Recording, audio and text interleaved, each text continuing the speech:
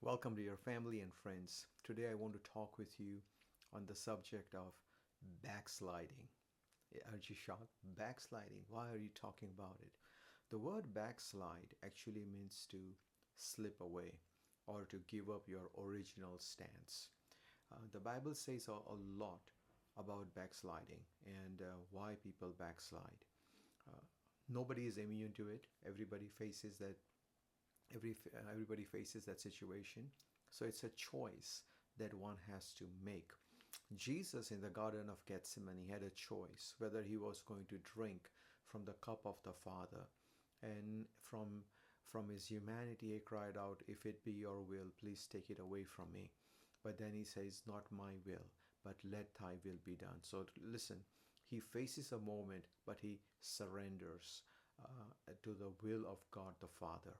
Right? So Bible says in Hebrews chapter 10 and verse 35 that do not give up your original confidence. So I want to deal with that subject. Do not give up your original confidence. In James chapter 1, and you can read verse 14 and 15, it says every person is tempted. Everybody is tempted. That person is first drawn away, then by his own lust and enticed.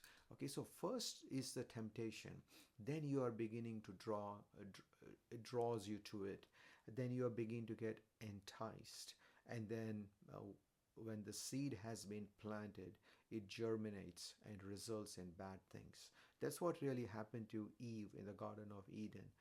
The serpent says, "Look at this fruit, it's nice to eat."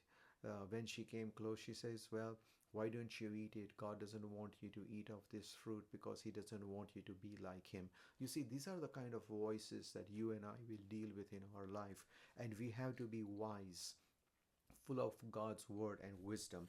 So how does the backsliding happen? It is written in the book of Proverbs that the backslider shall be filled with his own ways.